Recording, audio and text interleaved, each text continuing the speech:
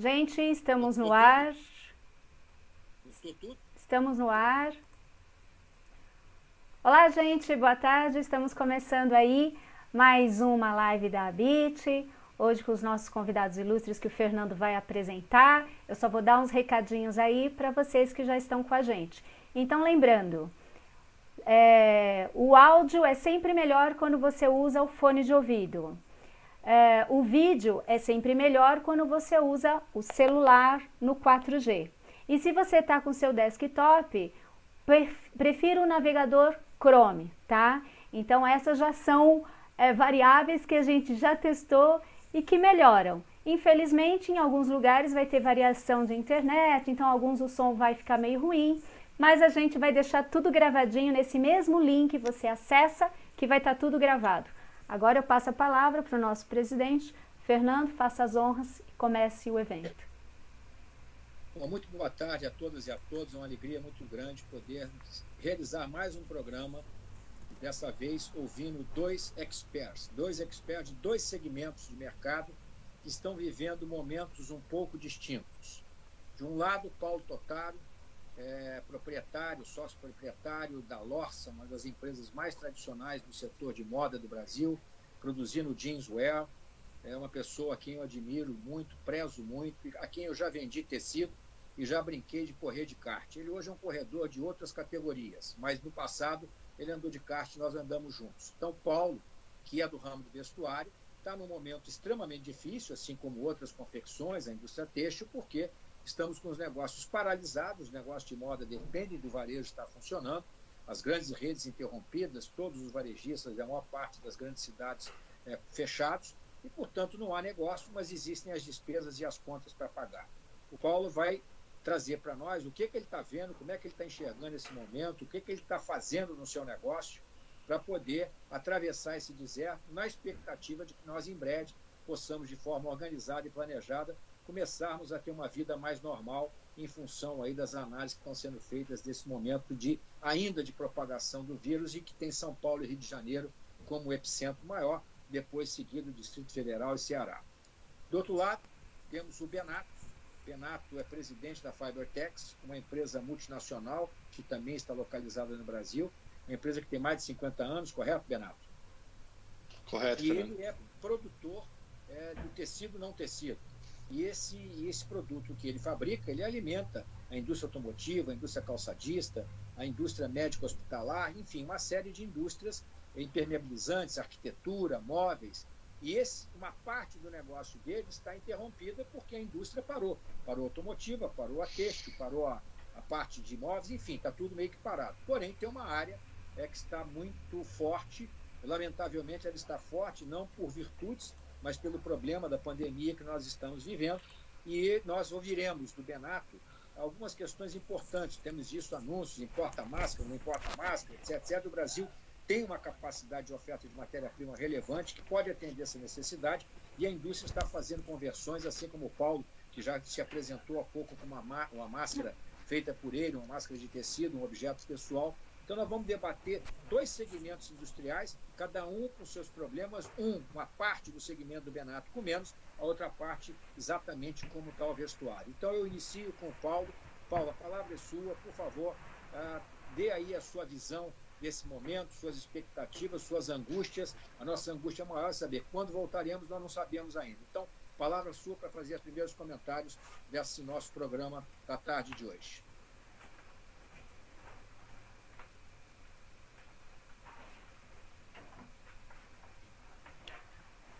Paulo, está fechado o microfone. Paulo, está fechado o microfone. Boa tarde a todos. Eu acho que dispensa a apresentação. O Fernando me apresentou até melhor do que eu mereço. Ele só esqueceu de falar que eu sou membro da Habit com muita honra. Sou coordenador da área de confecções, o que me traz, assim, mais contato com o pessoal e mais sensibilidade ainda do que a maioria do pessoal, apesar de todos estarem sofrendo. Como Paulo, todo mundo... Paulo, me desculpa, Oi. Além de coordenador do Comitê de Vestuário, é membro do Conselho Consultivo. Fale sim. Um abraço. Obrigado. Bem, O que ocorre? Assim como todo mundo, a gente foi surpreendido por essa pandemia, não sabia que as coisas iam se alastrado, como se alastraram. Num primeiro momento, o comércio fechou, prometendo reabrir dia 6 de abril. Em consequência disso, o varejo todo fechou. Existem dois tipos de confecção, talvez outras. Assim, quem fabrica marca própria e quem fabrica PL para terceiros, para magazines como a gente.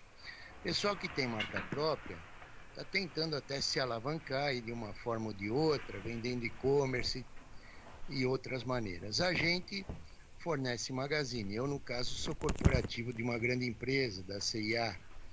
E a CIA está com as lojas fechadas. São 300 lojas no Brasil. Eles não têm por que receber, até que o comércio se restabeleça. Por outro lado, tem essa coisa de... Será que o fechamento, esse lockdown tem que ser horizontal, tem que ser vertical? Uns pregam uma coisa, outros pregam outras, e a gente não sabe. Atrás da gente tem a nossa empresa e tem os subcontratados. Esse pessoal quer voltar a trabalhar. Todo mundo fala, tem que preservar o caixa, tal. Que caixa? Esse pessoal não tem caixa. São prestadores de serviço. Eles precisam trabalhar para fazer um mês.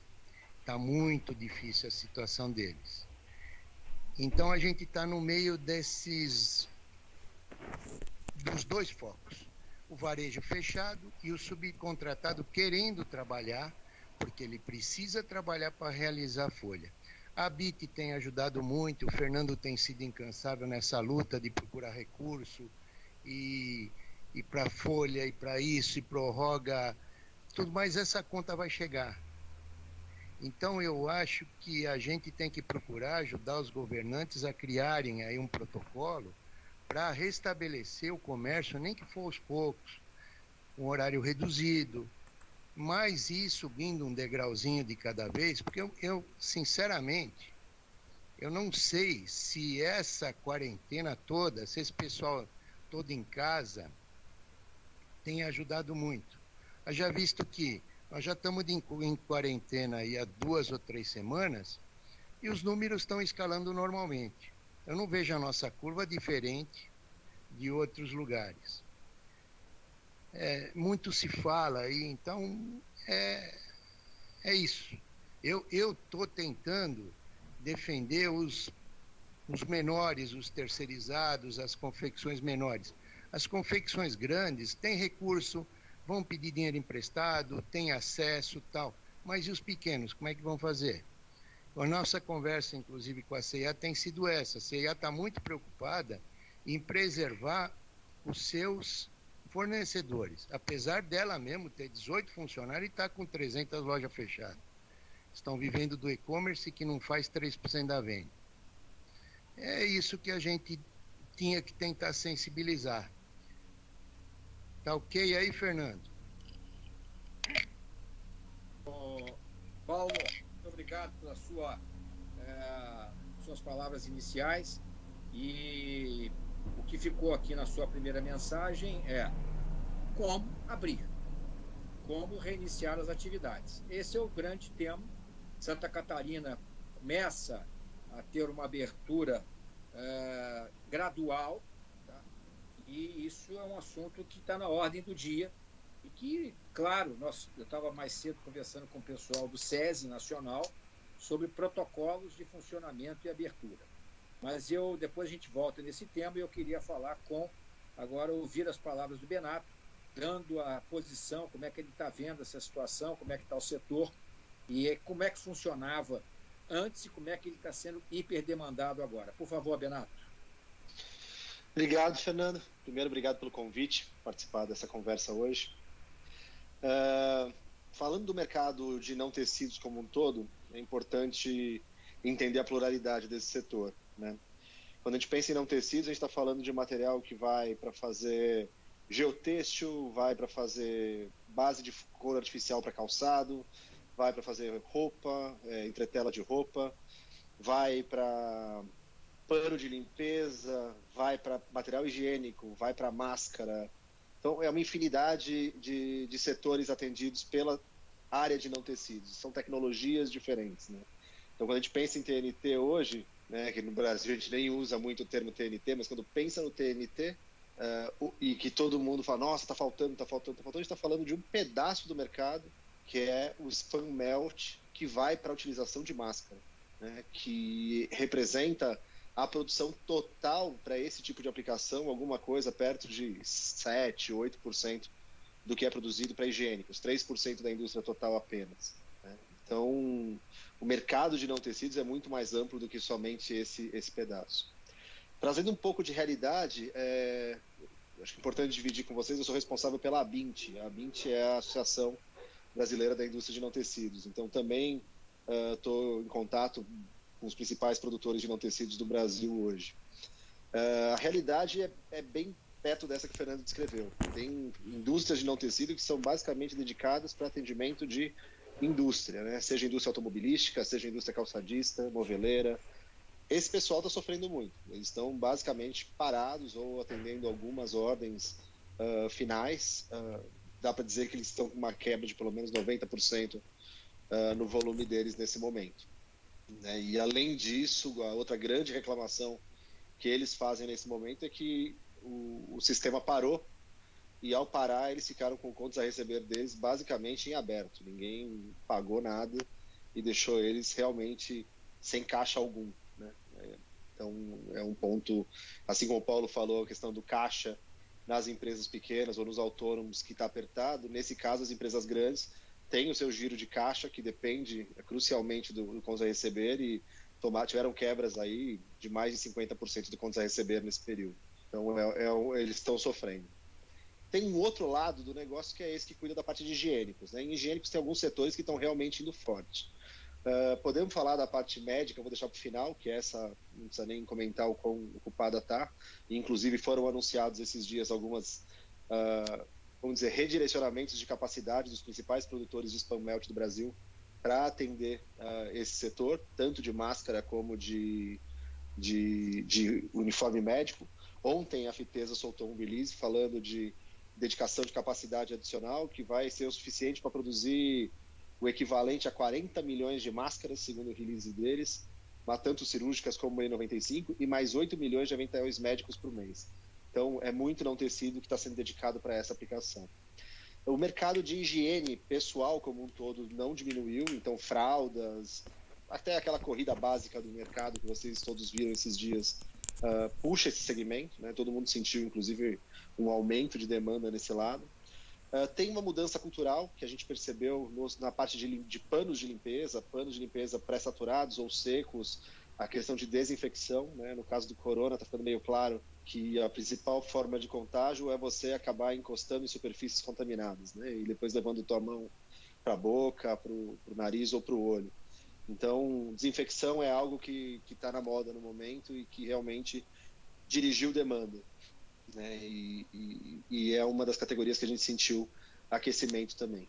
No meu caso específico, como o Fernando falou, na Fibertex, a minha vida pré-crise era 60% do meu negócio dedicado para segmentos industriais, como calçados, automotivo e algumas outras aplicações industriais. Isso caiu algo entre 80% e 90%. Né? Em compensação, os outros 40%, que era a parte de filtração, né, onde a gente entra com máscaras. Eu não fabrico o elemento filtrante da máscara, mas fabrico outras partes dela. E a parte de limpeza, isso é um segmento forte para a gente, tanto industrial como institucional. Apesar de no institucional a gente ver segmentos como restaurantes, hotéis terem parado, o que ficou funcionando está muito forte. Então, as empresas de limpeza, os hospitais estão demandando mais, as indústrias estão demandando mais também, e isso tem puxado a demanda. Então, hoje eu devo estar com... Os meus 40% viraram 75% da minha operação. O que era 70% virou 7% e eu devo ter uns 15% de ociosidade. Essa é a minha realidade hoje. Eu sei que comparado com a média do mercado eu não posso reclamar, não.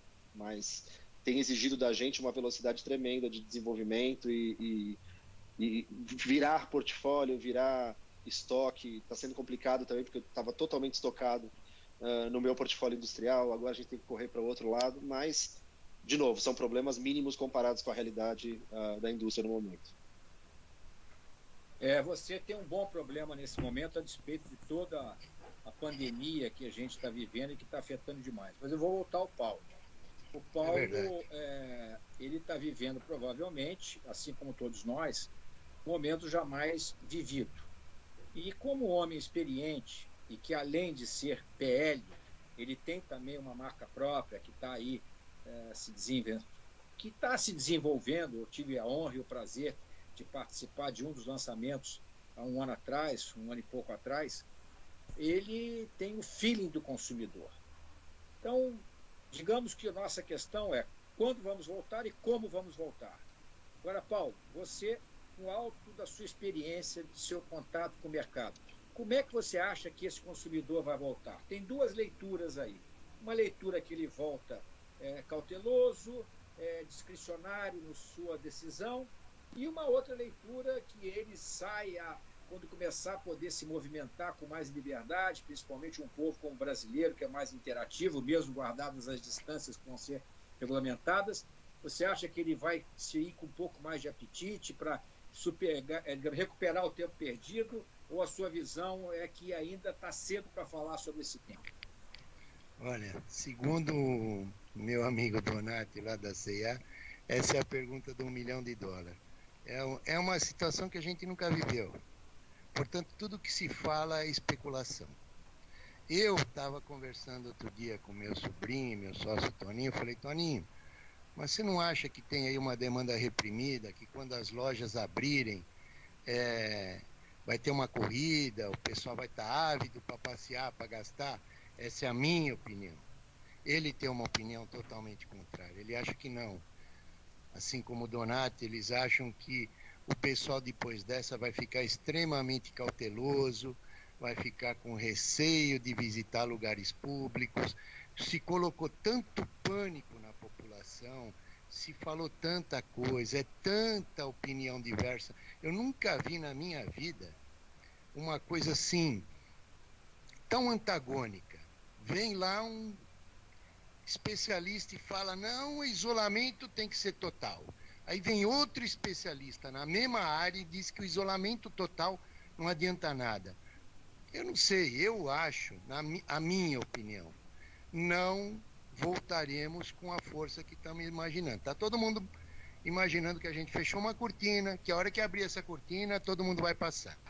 Não é a minha opinião. Acho que nós vamos ter que escalar essa montanha de novo, um degrau por vez, vamos passar por maio, talvez eu tenho esperança que as coisas voltem. Aí por junho teremos Dia dos Namorados, nunca foi, ultimamente não tem sido muito forte, mas é razoável. E aí vem julho, que é um mês fraco de férias, se bem esse ano provavelmente não vai ter férias, porque já estão de férias agora.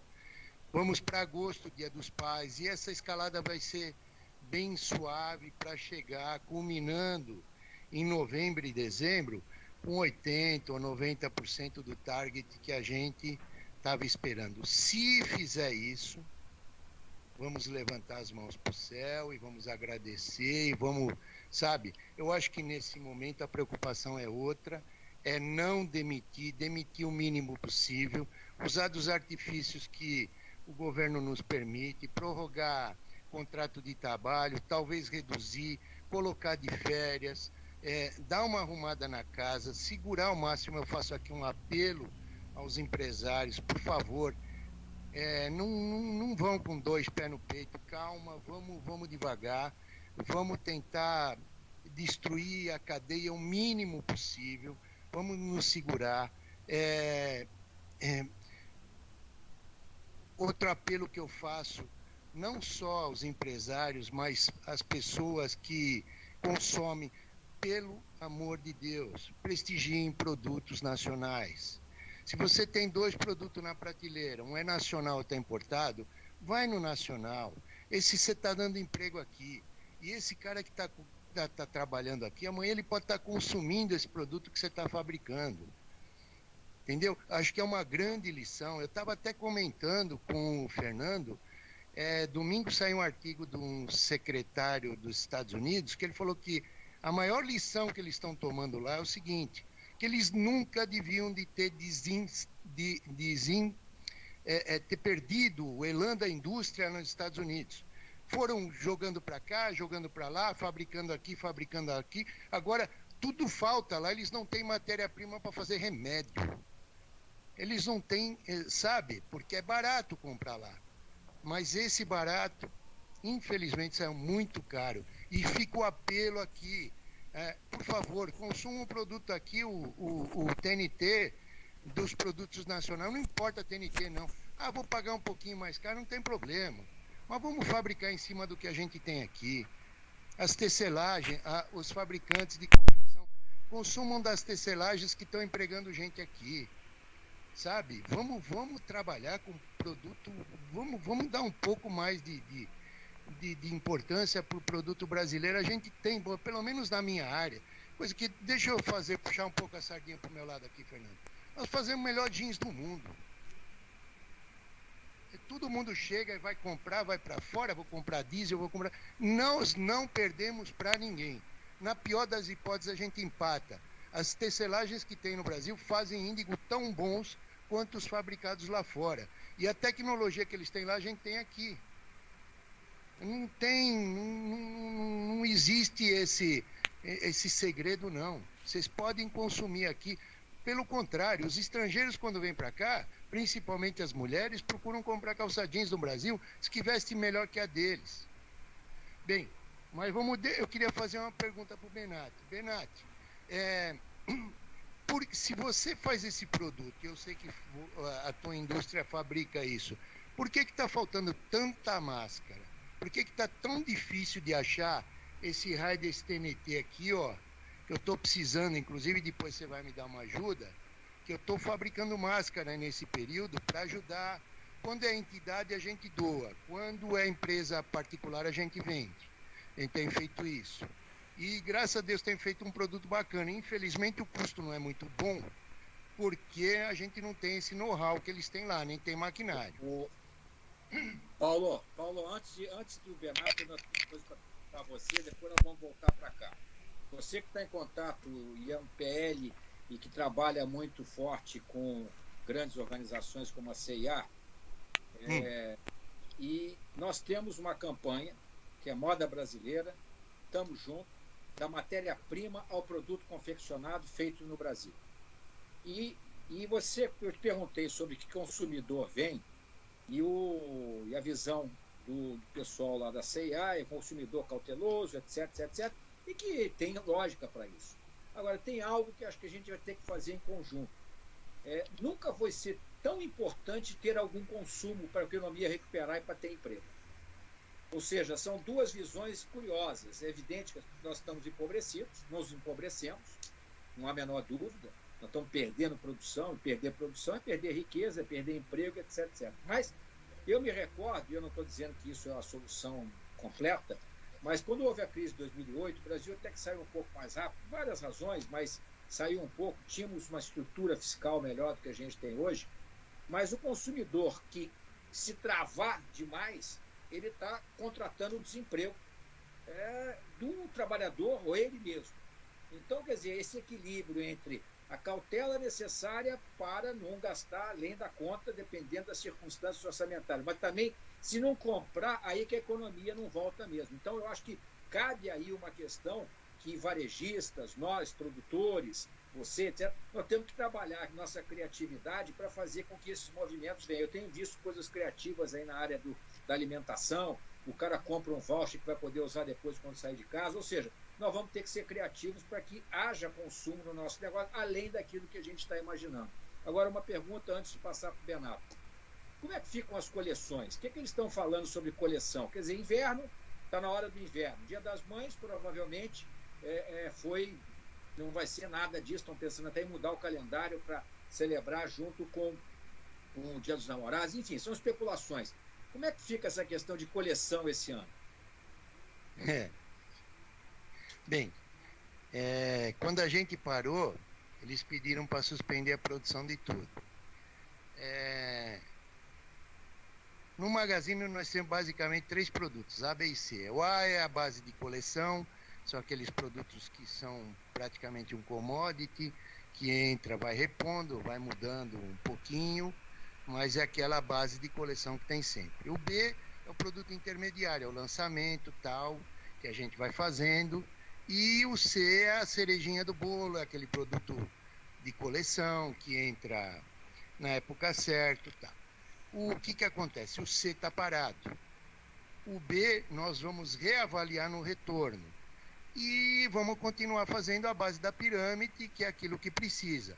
Agora, eu acho que todo mundo vai voltar muito agressivo. Ninguém vai abrir a loja do jeito que ela estava. Vai abrir com liquidação, vai ter produto novo. Eles mesmos já pediram para a gente fazer a lição de casa. Olha, tentem matéria-prima, tentem um produto onde a gente possa ter um valor agregado, mas possa sair com preço mais competitivo. Todo mundo vai fazer isso, mas mesmo assim, não sei, eu não sei se a gente, quando abrir a cortina, o sol vai bater na cara, a gente vai ter que andar, é a minha opinião, né? Sei, tomara que eu esteja errado, que as coisas retomem assim, com uma rapidez melhor, mas é difícil prever o que vai acontecer, né? Não sei. É muito. A minha preocupação nesse momento não é nem isso. A minha preocupação é tentar preservar a cadeia, manter o pessoal trabalhando no mínimo possível, pelo menos para manter as contas, para quando a gente retomar, a gente for encaixando as coisas devagarzinho. Porque se a gente passar por um processo de desemprego de novo e voltar a aumentar, vai mais um ano para retomar, para pôr a casa em ordem. E um detalhe que eu não falei no começo, nós vínhamos de um primeiro trimestre excelente, janeiro, fevereiro e março, até para tudo, a gente vinha muito bem. A economia vinha se recuperando, mas muito bem. Empregando gente, fazendo investimento, tudo. Por isso que é um momento de mais tristeza ainda, né? É verdade, Paulo, porque eu conversei com vários segmentos do nosso setor, o ano começou legal, investimentos, gente voltando com quarta turma, no caso do têxtil, e tudo isso agora foi interrompido por essa queda vertiginosa, viemos virtualmente a zero, mas agora, Benato, encaixando com a pergunta do Paulo, eu já faço a seguinte consideração.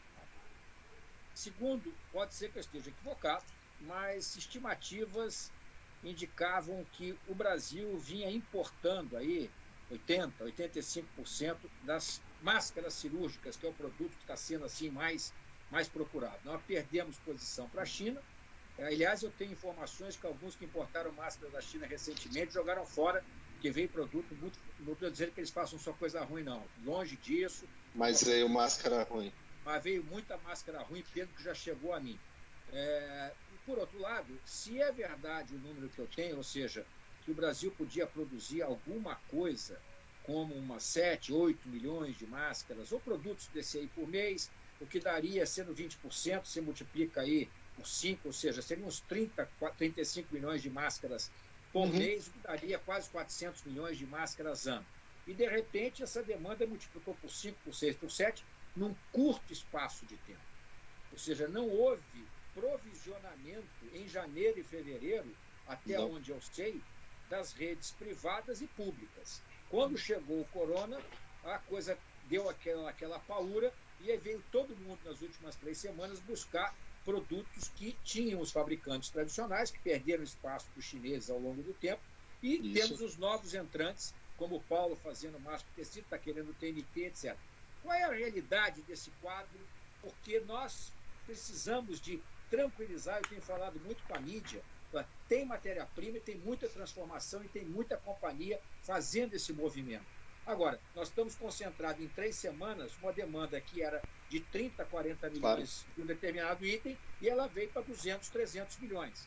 Então, não é que esteja faltando, nós estamos desengargalando o processo para poder atender melhor. Fala um pouco e responde também ao Paulo, que ele está atrás do TNT e não está achando.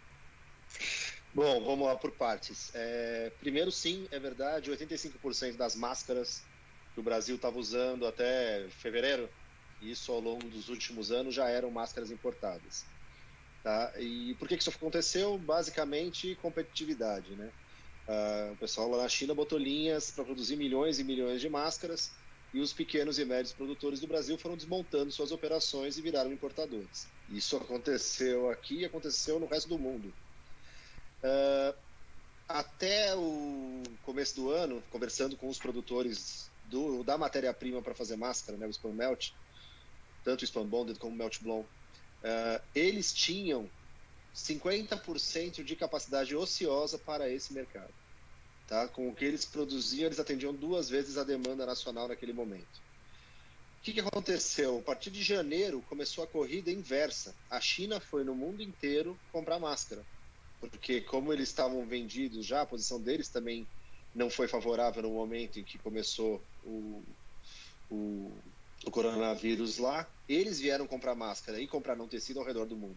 Então o desabastecimento foi duplo. O desabastecimento acontece num primeiro momento porque ninguém tinha produção local, mas também acontece porque o pouco que tinha de estoque de produto importado aqui, o pessoal vendeu para fora. Então você desabasteceu realmente a indústria. Tem alguns pontos no mercado de máscaras que é importante falar, né? Quando a gente fala de máscara até então, a gente estava falando de respiradores, né? O N95 ou FFP2, que são as máscaras que de fato vão funcionar para uma barreira viral, e isso é um produto técnico que demanda uma série de regulamentações, é um produto controlado hoje está debaixo da Secretaria do Trabalho, né? É um produto que exige CA e tudo mais, tem N testes que tem que ser cumpridos para fazer, até onde me consta a maioria deles tem que ser feito fora, inclusive. E a gente tem a máscara cirúrgica. A máscara cirúrgica também, ela demanda 2 testes. Parece que está tendo alguma flexibilização nisso, eu estou esperando para ver a oficialização da Anvisa.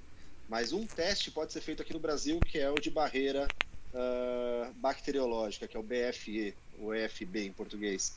Esse teste tem onde fazer aqui. Agora, o teste de partícula, você não faz aqui no Brasil também. Quem faz esse teste para o grosso da indústria brasileira é um laboratório nos Estados Unidos que está com a carteira dele preenchida para os próximos 3 meses. Então você tem uma dificuldade regulamentar também de começar a produzir uma máscara que pode entrar dentro de um hospital ou que pode entrar dentro de um centro cirúrgico, né? A gente sabe que na China muita gente se contaminou dentro do próprio hospital. A partir do momento que você não tem o equipamento correto, o vírus passa e a pessoa se contamina. Vai fundo, Paulo. Deixa eu te fazer uma pergunta. Ninguém tem a pretensão de fazer máscara cirúrgica. A nossa vontade é ajudar o consumidor, a pessoa comum. Essa máscara que a gente faz não serve ao propósito de evitar a propagação de vírus? Porém, que nem essa que eu faço aqui, ó. Eu estou usando TNT de 60 gramas e ainda estou revestindo do outro lado com popelina.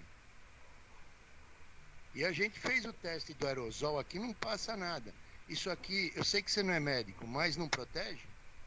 Tem algum nível de proteção, sim. O que é estimado, Paulo, é que uma máscara desse tipo, ela proteja quem está ao seu redor em até 70%. Quer dizer, se você estiver doente e você começar a tossir debaixo dessa máscara, 70% do que você eliminar no ambiente vai ficar retido pela máscara. O que é muito. Né? E a máscara vai proteger contra o que está do lado de fora de 15% a 20%. Essa é a expectativa.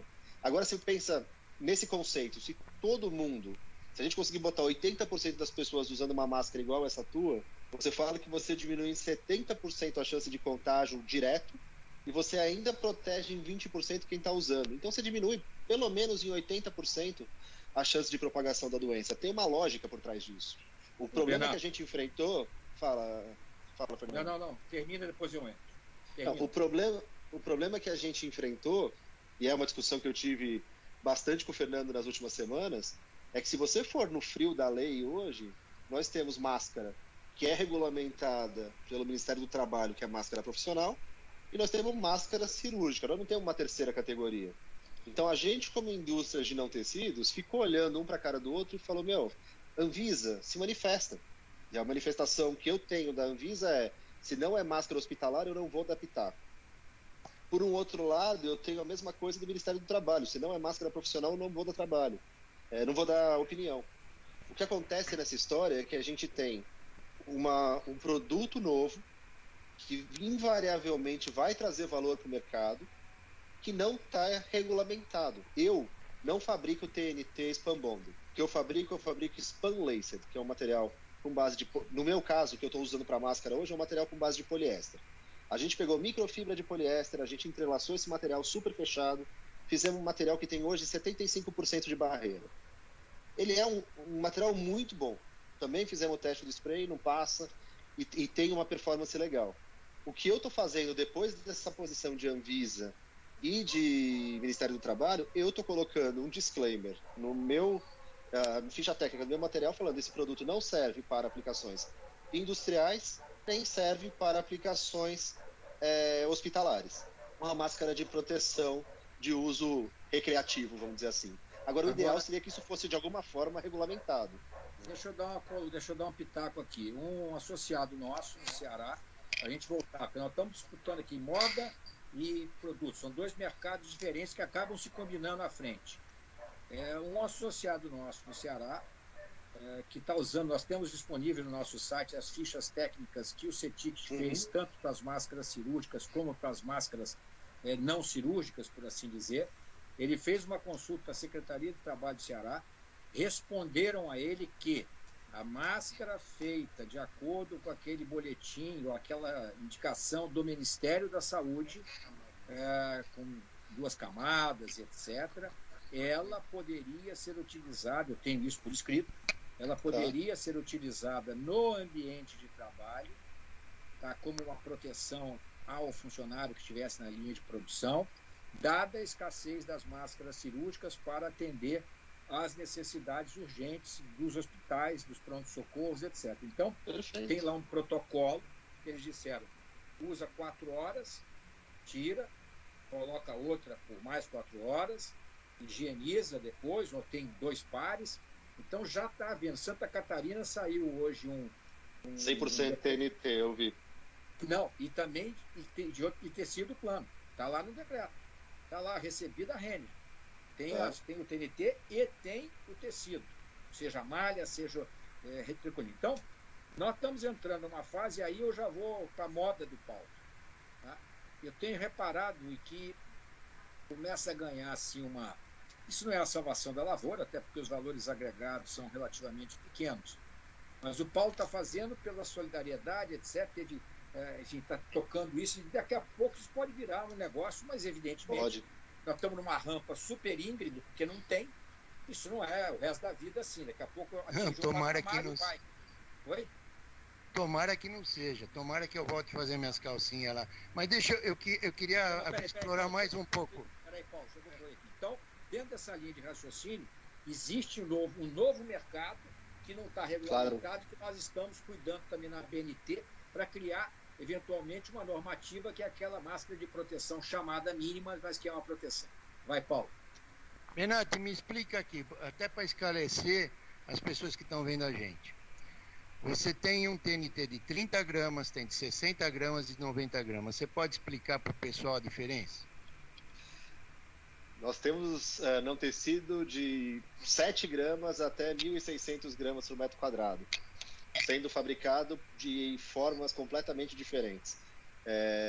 Quando você pensa no material Spun Bonded, você está falando de um material onde você tem uma extrusão de polipropileno e isso é calandrado no final do processo. Né? A consolidação é por calor, uma consolidação térmica e pressão. Quando você pensa no melt blown, que é a camada filtrante de uma máscara, ele também é feito com uma extrusão de polipropileno, feito com, vamos dizer, um delier menor, e isso, pensa como se fosse um microfilamento de polipropileno, com gramaturas mínimas, e isso daqui também é calandrado no final do processo.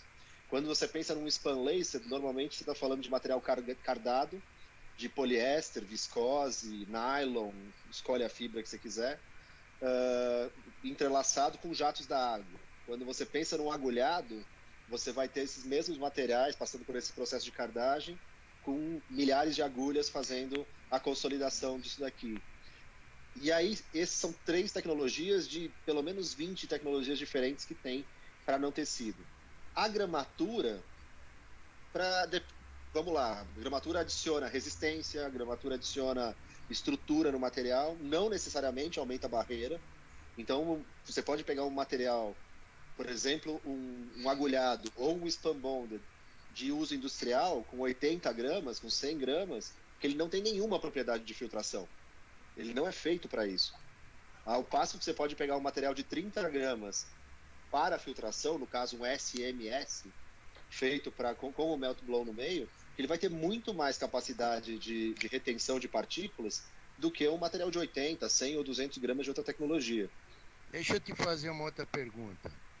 E pode lavar? Porque essa que eu fiz, eu lavei. E não sofreu alteração nenhuma. Ela continua ainda com a mesma propriedade? Então, eu não sei que material que você utilizou. Se foi um spun bonded, ele vai continuar com a mesma estrutura. Ele vai ter alguma durabilidade, ele vai ter. Ele aguenta algumas lavagens. Eu não tenho a especificação no spun bonded na minha mão, mas ele tem. Se você pensar numa máscara cirúrgica ou numa máscara profissional, ela tem uma camada de melt blown dentro. E esse material recebe uma carga eletrostática. A partir do momento que isso aqui molhar, você pode jogar fora. Ele não precisa ser molhar lavando. Molhar de voar saliva no material, ele já perde carga. Se umidifica, tem que trocar. Exato. Agora eu quero voltar agora para a questão da moda e do vestuário. Paulo, como é que você está vendo aí a relação dos nossos varejistas de maior porte nesse momento de transição? E não vamos falar de nomes, mas do suporte no apoio às empresas que fazem parte da sua cadeia de fornecimentos e que tem que ser preservada, como você falou. Não é um esforço só deles, é um esforço coletivo, mas eles têm uma responsabilidade também muito grande. Nesse momento crítico que viemos a quase zero. Como é que você está vendo isso? Qual é a sua análise? Está fechado. A impressão que eu tenho é que a maioria deles, não vou dizer todos, estão bem sensíveis. Os que eu conheço, os grandes, estão bem sensíveis, eles estão muito preocupados, mesmo porque a hora que eles retomarem, eles vão precisar de volta dessa cadeia. E eu não sei, alguma coisa me diz que eles estão preocupados porque alguns deles já interromperam todo e qualquer processo de importação. Eu acho que a sociedade nunca mais vai ser a mesma depois disso. Eu tenho filhos jovens e a minha filha falou para mim: pai, eu agora, quando entrar numa loja, eu vou olhar a etiqueta. Se for produto importado, eu não quero. Principalmente desse lado asiático. E você sabe que os adolescentes ou essa turma jovem tem essa consciência. Aliás, não é porque começou essa pandemia, não, porque isso tem sido uma luta nossa na BIT já faz muito tempo, que a gente vem tentando prestigiar, tentando criar aquele selo junto à BVTEX, produto nacional, certificado e tal, e você sabe da resistência que a gente tem encontrado, entendeu? Voltando ao que você me perguntou dos magazines, eles estão preocupados, é óbvio que ele não pode encher o depósito de mercadoria com as lojas tudo fechadas, mesmo porque ele tem que preservar o caixa dele também. Todos eles são organizações gigantes, tem 18, 20 mil funcionários, e eu não vi até esse momento ninguém demitindo. Agora, a segunda parte não tão agradável é o seguinte: alguns, são poucos, graças a Deus, têm tentado se aproveitar disso aí, pedindo prorrogação sem... Aí ele vai pedir prorrogação para uma empresa que tem 100, 120 funcionários, que fabrica cueca. O cara fala para ele: olha, eu fui lá no meu cliente, ele está me cobrando 1,5% para prorrogar o meu, para antecipar meu recebível. E você não quer me pagar nada? Ah, mas eu estou com a loja fechada. Mas peraí, essa mercadoria que você está pagando hoje, você recebeu em janeiro ou dezembro. Entendeu? Então isso me causa assim, um pouco de revolta. Eu vejo muita gente unida, muita gente se juntando, muita gente se ajudando. No meu caso, por exemplo, eu estou super bem acolhido, não passo um dia sequer sem que eles me liguem, ou como é que você está, como é que estão, que providência você vai tomar. A gente faz conferências dia sim, dia não, um passa uma experiência para o outro, mas causa estranheza esses que estão meio escondidinho e só pedindo prorrogação. Será que é esse o caminho? Mas o mercado vai falar com eles. Uma hora a gente vai subir, que nem eu te falei, a gente vai subir esse degrauzinho, vai chegar lá de novo e o mercado vai reconhecê-los. Perfeito. Ô, Lígia. Oi, Fernando. Nós já temos 46 minutos de programa e eu queria saber se já tem perguntas para os nossos convidados para poder variar o tema e a gente colocar aí alguma... Eu posso fazer uma pergunta para o meu presidente, Lígia? Claro. Fernando, eu sei que você tem tido contato quase que diário com esse povo, para lá e para cá, para lá e para cá. O que o nosso governador vai esperar para retomar o comércio aqui em São Paulo? Ô, Paulo, eu vou te falar algo que eu acabei de escrever um artigo que vai ser publicado em algum jornal de grande circulação, alguma revista, onde eu falo dessa questão dos poderes constituídos. Infelizmente, esse debate virou um debate polarizado, onde todo dia um aparece na mídia para dizer que o outro está errado. E virou algo desse tipo. Tanto um pouco em São Paulo, quanto aqui no Rio de Janeiro, versus lá. Então, saiu para mais uma polarização na sociedade. Essa pergunta que você está me fazendo, na semana passada, eu participei, fui convidado para acompanhar a reunião do gabinete da crise do governo. Eu não intervi nada, fiquei só assistindo. E houve aí um momento de tensão, quando o governador falou que ele está protegendo vidas e que quem está pedindo para abrir não está preocupado, ou está muito menos preocupado com as vidas como ele está. Eu não tenho essa resposta para você, porque ele não me confidenciou coisa alguma, e eu tenho tido muito mais relação com o pessoal do federal para essas medidas que estão sendo tomadas, o dinheiro que sai, mas não chega, a taxa de juros, enfim, esse é o grande dilema de hoje, o dinheiro não chega. Agora, do ponto de vista prático, estamos vendo que existe uma realidade que não vai poder ser esticada até o final. Eu particularmente, agora eu não estou falando pela associação, eu acho que nós temos que começar a ter o projeto organizado de retorno. Não acredito, abriu e vamos todos para a rua, que está tudo resolvido, porque isso não é verdade. Mas também você vai ter que organizar o projeto. Eu não sei se tem um projeto. A minha defesa permanente não é hoje, não é amanhã, ok, porque não dá para ser. Mas como é que a gente volta? Como é que volta o comércio? Volta em rodízio? Volta shopping, não volta shopping? Volta loja de rua ou não? Enfim, esse projeto de abertura, se nós não construirmos, ou se ele não estiver sendo construído, pode chegar um dia que você chega, bom, vamos começar a abrir, mas como é que abre? É todo mundo junto, de novo? É Black Friday, abre as portas do shopping, todo mundo correndo? Não vai ser assim.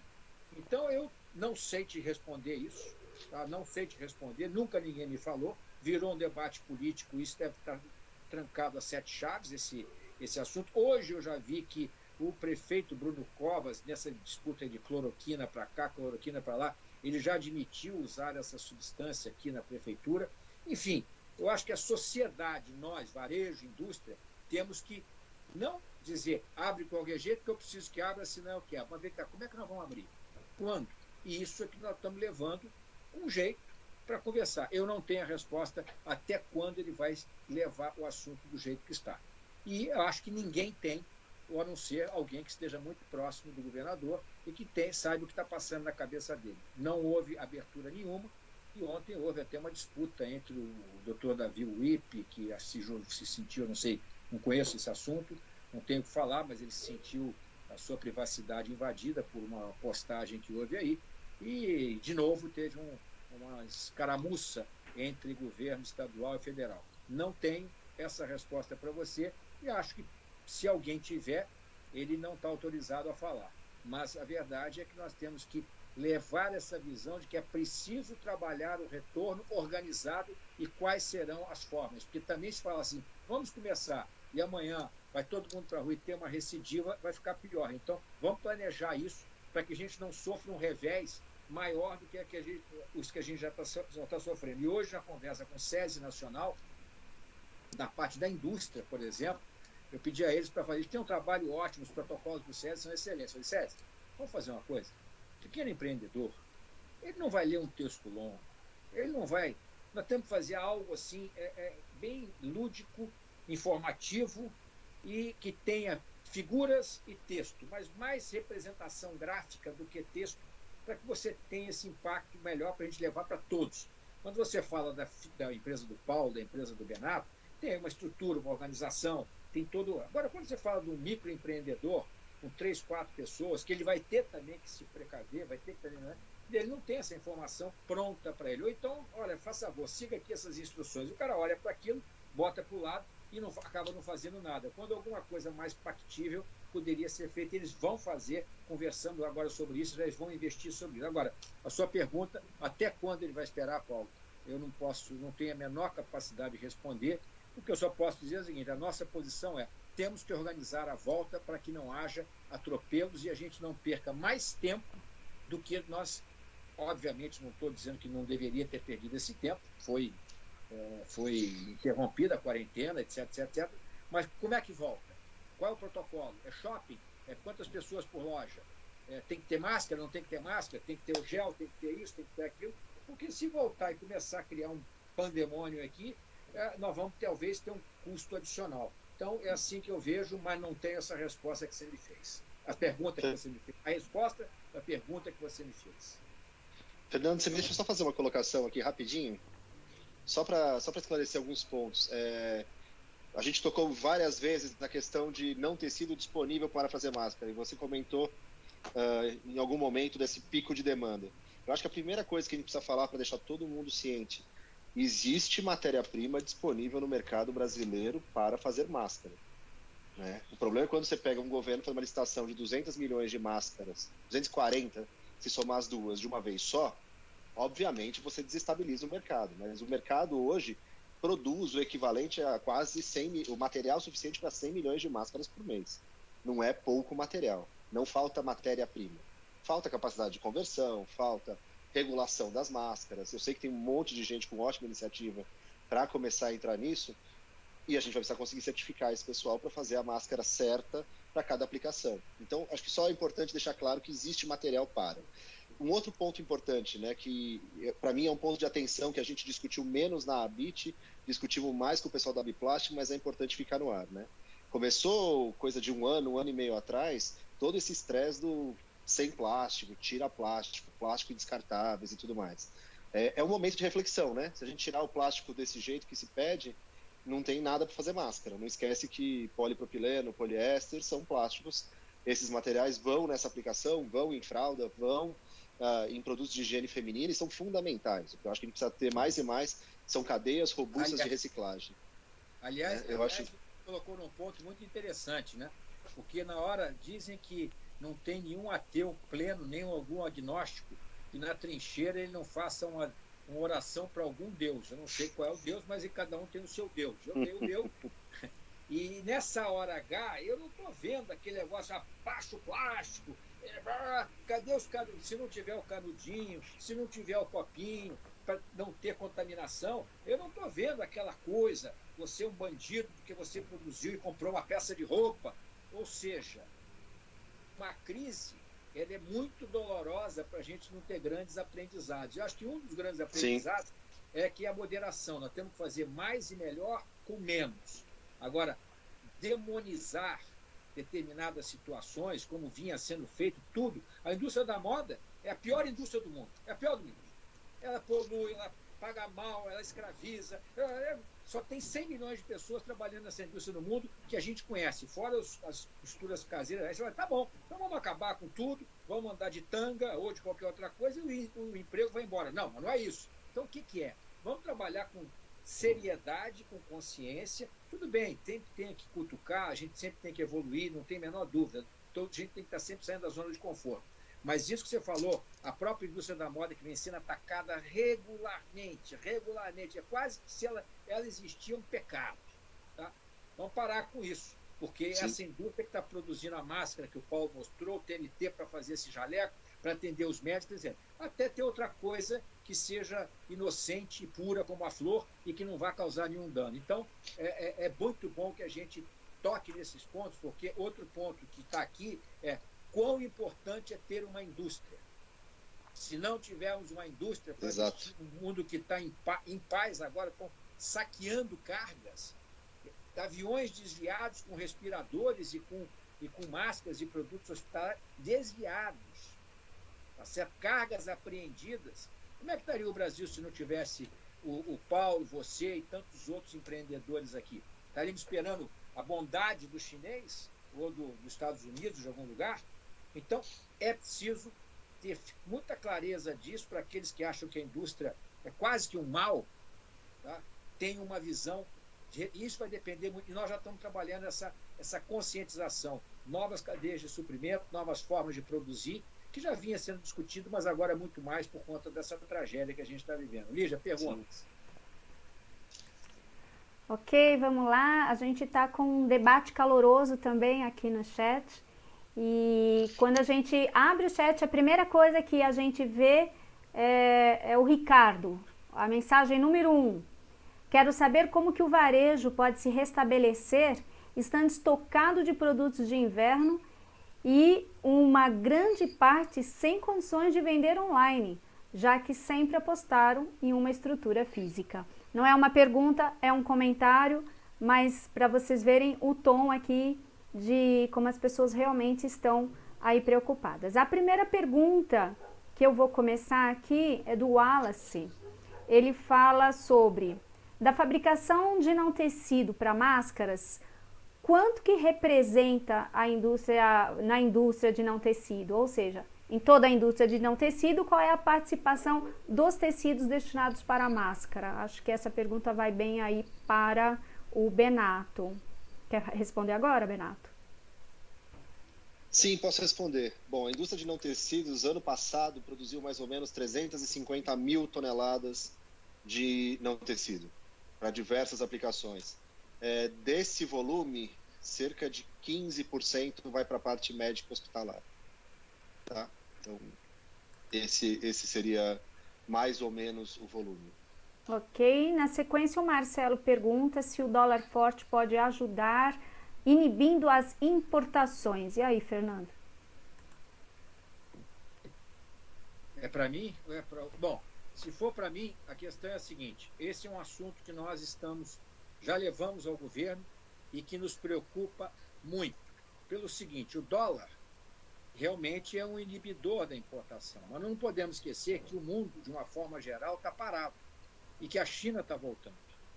E a China tem condições de financiamento, de produção, de subsídios muito diferentes daquilo que nós temos aqui. E a despeito do dólar estar caro, nada impede que, pelo excesso de produto que eles possam ter lá, que eles desviem ou destinem, melhor dizendo, uma parcela maior para exportação, e os mercados estão congestionados, portanto, preços de liquidação, ofertas de prazo, etc. Então, isso é algo que nós já estávamos monitorando, porque já fazíamos esse monitoramento incessantemente desde o início de 2000, tá certo? No século passado, e o fato é que isso é algo que nos preocupa, sim. E temos levado já ao governo, por quê?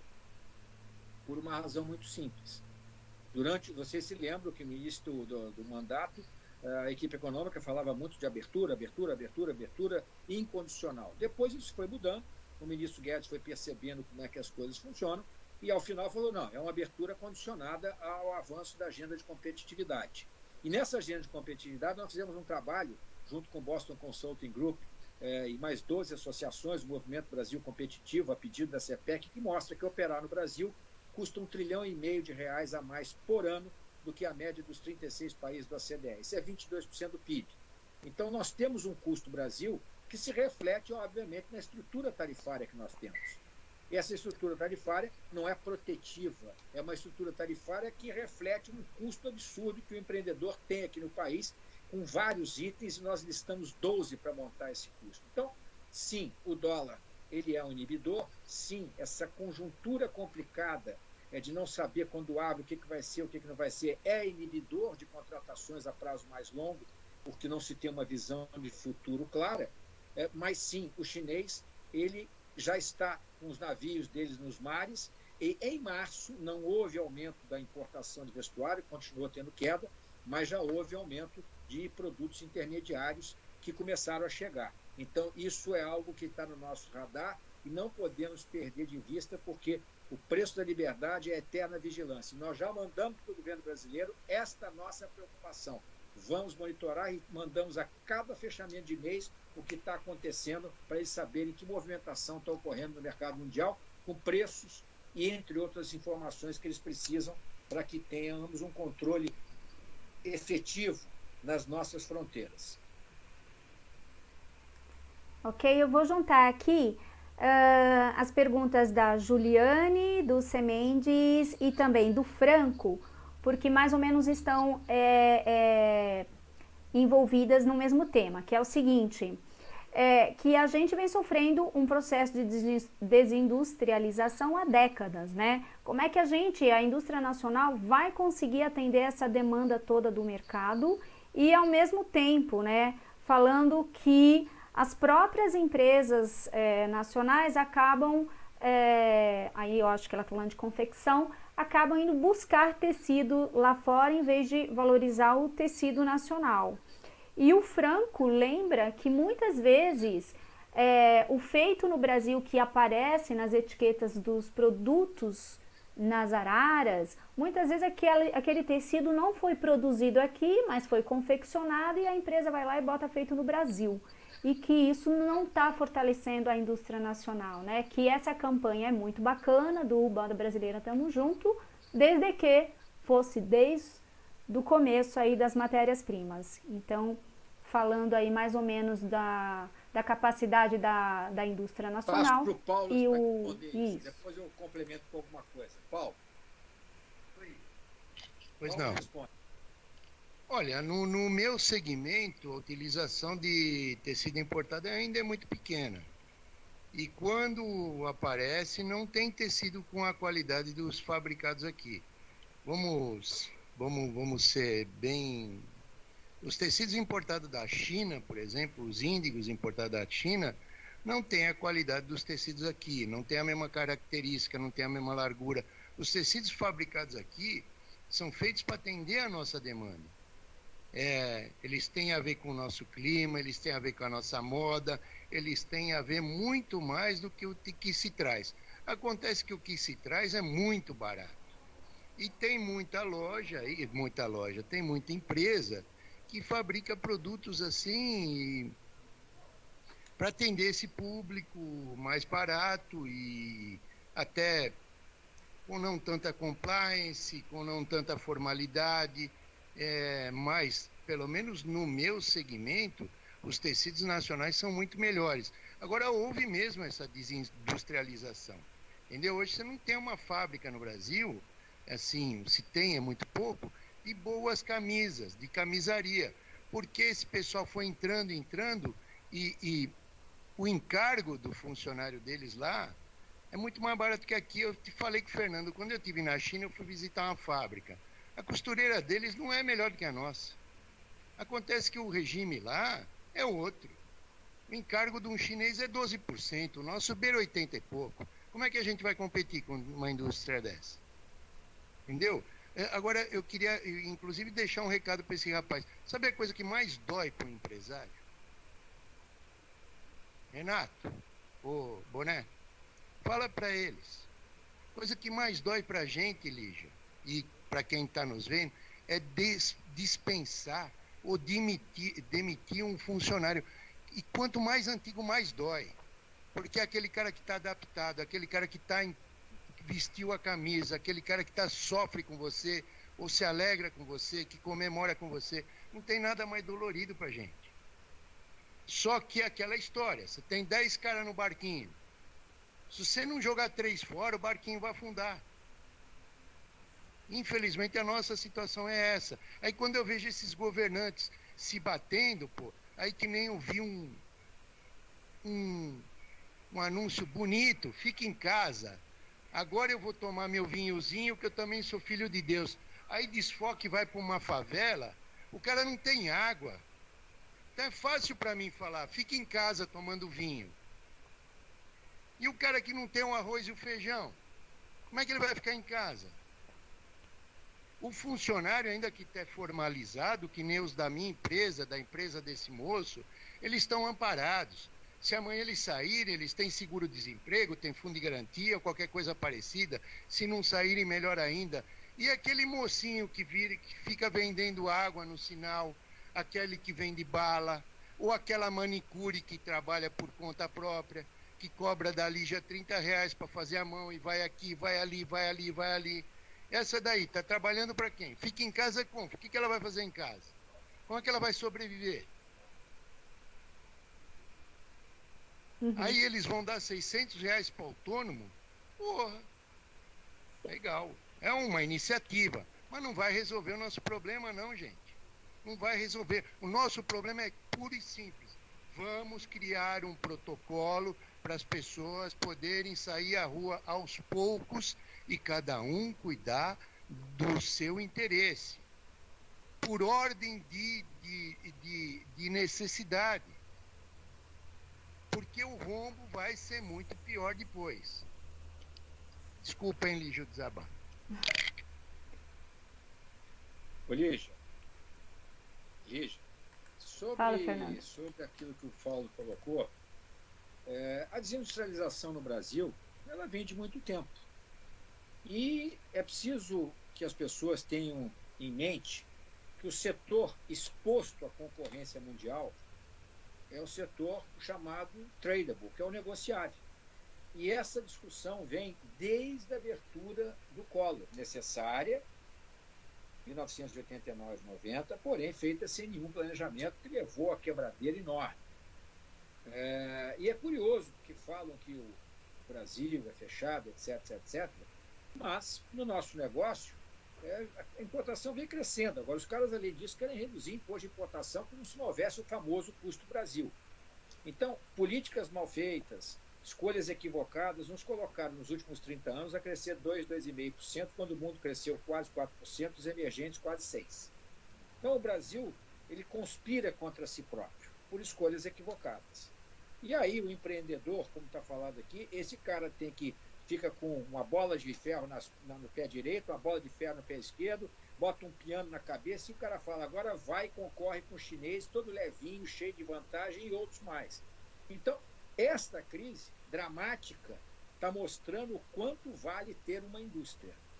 Portanto, o processo de desindustrialização precoce do Brasil se deu por situações equivocadas, de escolhas de políticas equivocadas. Agora, se nós vamos reverter essa curva, nós já fomos 28% do PIB, hoje somos 11% do PIB, a indústria de transformação, não é a indústria geral que inclui mineração, de construção, etc. E isso para um país com uma renda de $8.000 per capita, quando isso é normal de acontecer, ou de começar a acontecer, quando você chega a $20.000 per capita. Então, foi muita burrice feita, mas mesmo assim, a nossa indústria emprega 1,5 milhão de pessoas diretamente, está entre as 5 maiores do mundo. Nós não somos xenófobos, não pode ter nada de fora, pelo contrário, nós exportamos também. Então nós temos que, agora, queremos a agenda de competitividade andando, porque as condições sejam mais isonômicas possível.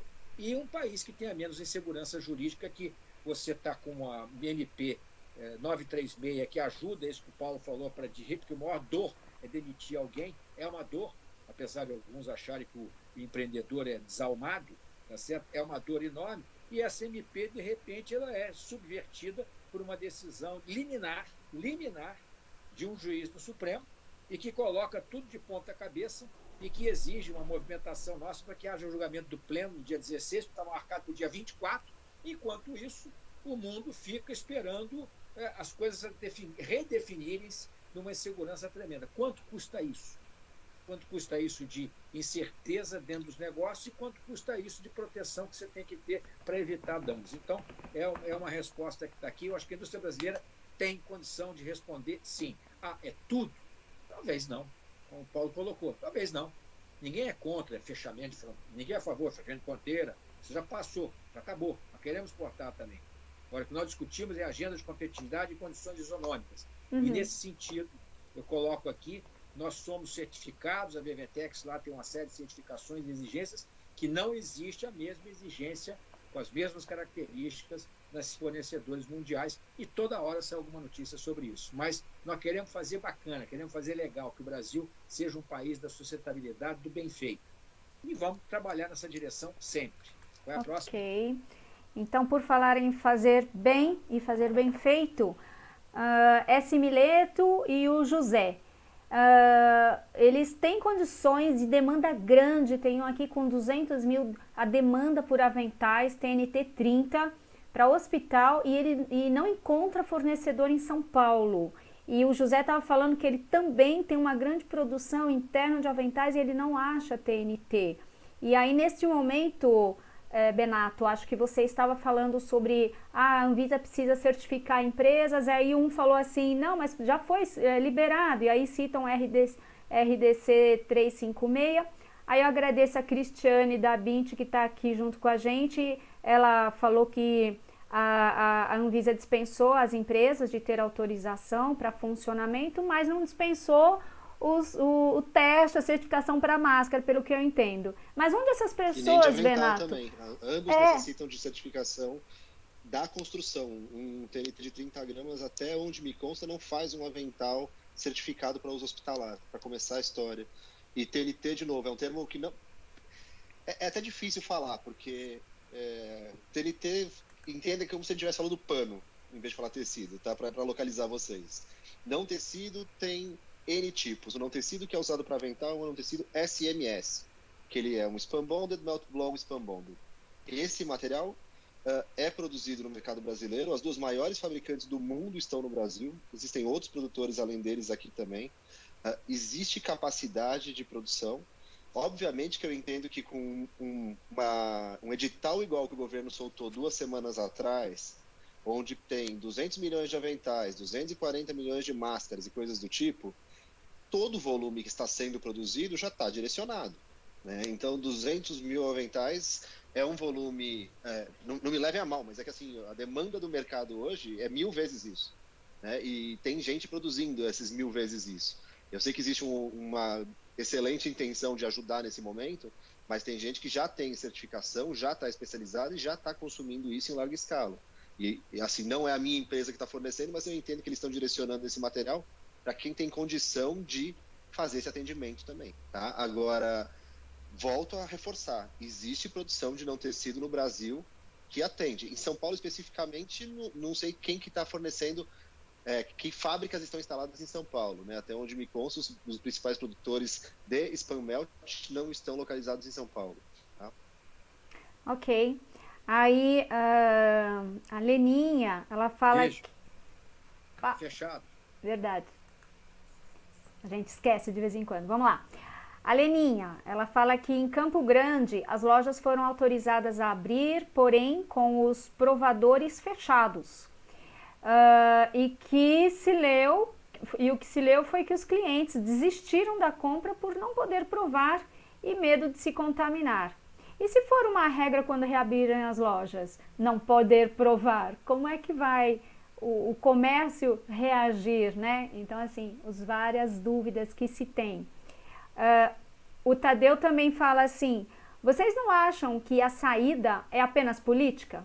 Temos que pressionar a bancada dos deputados federais, estaduais, vereadores, prefeito, governador. É uma briga apenas para minar. Aí ele fala do Bolsonaro, ele está falando da questão política que realmente a gente já discutiu aqui. Tá?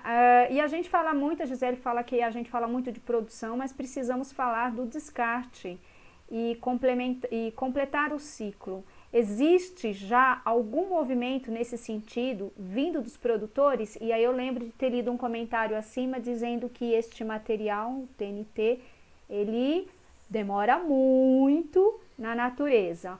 Fala um pouco pra gente sobre isso aí, Benato.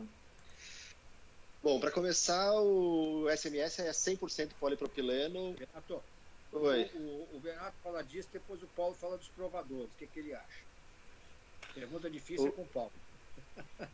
Tá, rapidinho.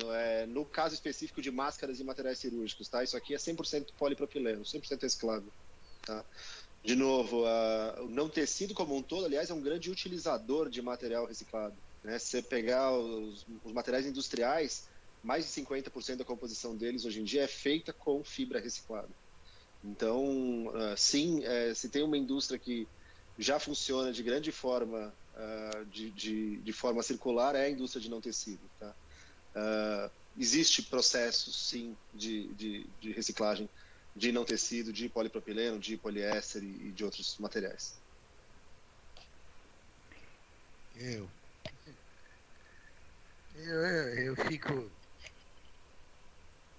fico imaginando, a gente vota em algumas pessoas e depois essas pessoas se transformam e tomam decisões assim, sem consultar especialistas. Eu não entendo por que não pode usar o provador. Eu sinceramente não entendo. Eu acho assim, tudo tem que ter um protocolo nesse momento. Se eu tiver de máscara e tiver um álcool em gel ali para passar na mão depois de provar a roupa ou antes de provar, qual é o problema? Eu provaria, eu não tenho problema nenhum. Eu não sei o que inibe essa história de... Eu tomaria certas providências. Olha, vamos trabalhar... Não nessas lojas de magazine, por exemplo, ter um funcionário a cada 5 metros, não precisa nem reduzir. Mas numa empresa, talvez numa indústria, reduz a capacidade para 75%, para não ter uma densidade muito grande. Vamos tomar cuidado, vamos usar aqui a máscara. Opa, aqui, ó. Olha, fiz uma em sua homenagem aqui, ó, com 2 camadas. Depois a gente faz o teste aqui, ó. Vamos usar máscara, vamos fornecer, que nem nós já compramos aqui. Ô, Fernando, veja que estranho. O medidor de temperatura, esse digital que põe na testa, custava R$90, eu paguei 400. Porque nós adotamos nosso protocolo. Assim que voltar, nós vamos fazer filas e vamos medir a temperatura das pessoas. As que estiverem febril não vão entrar para trabalhar. E assim que entrarem, nós vamos fornecer a máscara, vamos fornecer a luvinha. E vamos, aliás, a gente já tem um protocolo de higiene, como você falou, dos descartáveis. Nós temos um protocolo absurdo. Nós só usamos madeira certificada. Todo o material químico que a gente descarta na nossa lavanderia, a gente reaproveita. Nós estamos agora fazendo tijolo. E o pouco que sobra a gente joga em descarte autorizado. A gente gasta mais hoje para manter a operação do que na operação. Vocês sabiam disso? Uma calça jeans hoje utiliza em média 35 litros de água para lavar. O custo de lavar a calça é mais barato do que o custo de proteger, de descarte, o custo de purificação da água. Nós não jogamos 1 litro de água fora sem ser tratada. Nós reaproveitamos a água a exaustão. E quando não tem mais jeito, ela vai para a descarga. Entende? Será que esse pessoal sabe disso? Será que esse pessoal tem consciência do trabalho que a gente faz? Será que esse pessoal tem consciência da higiene, da limpeza, de uma loja, por exemplo, de uma C&A, de uma Renner, de uma Riachuelo, sei lá, de quem mais? Eu não sei, entendeu? Eu nunca vi. Eu acho, por exemplo, o Fernando devia de estar nessa comissão aí do governo, opinando pelas indústrias. O presidente do sindicato dos varejistas devia de estar lá. Mas esse pessoal que é especialista nunca é chamado. Tem sempre alguém lá que sabe mais que a gente, mas que nunca trabalhou no nosso setor. Isso que me causa estranheza. Não sei. É complicado, viu, Lígia? Ok. Fernando, eu continuo aqui? Continua aí, por favor. Então tá. Então, já de cara, já vou mandar 2 perguntas na sequência. Estão perguntando aqui como atender pequenas e médias empresas que estão reclamando das altas taxas de juros dos bancos. Como é que faz para ter acesso? O seu amigo Ivan Medeiros, lá da Universidade Federal do Rio Grande do Norte, está dizendo que tem empresas lá do Seridó produzindo este material aí não ficou claro que material, acho que é porque a empresa de facção deve ser artigo máscara, né? Enfim. E, por fim, vou juntar aqui a pergunta também da Camila Amolim, que ela fala que ela não encontra a matéria-prima que o Benato está dizendo que a indústria nacional fornece.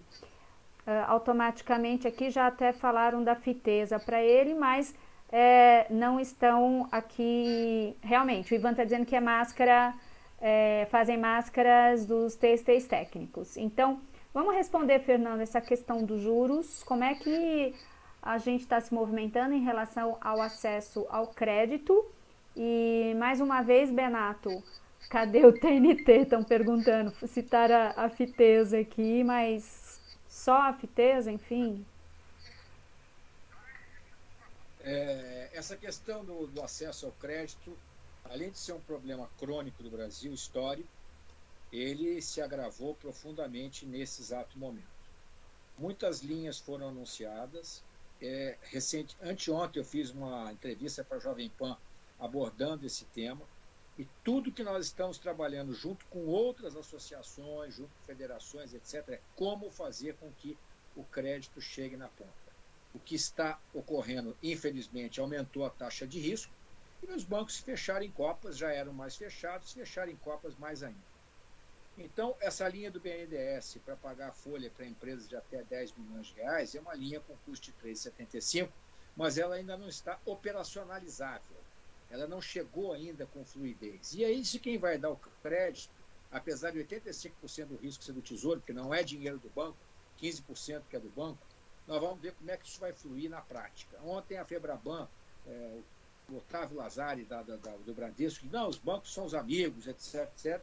E não é verdade, porque na realidade eles se fecharam e não estão realmente dando crédito. Então, nosso trabalho todo hoje é gerar fundos garantidores de crédito que permitam que esse risco seja reduzido para o sistema bancário para que tenha dinheiro com custo competitivo.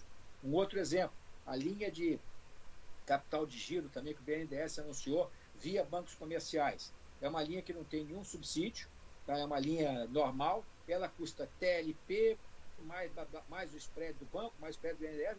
Isso é uma linha de 10, 11, 12, 13%. Quem é que pode pagar um juro de 10, 11, 12, 13% para uma economia que está parada?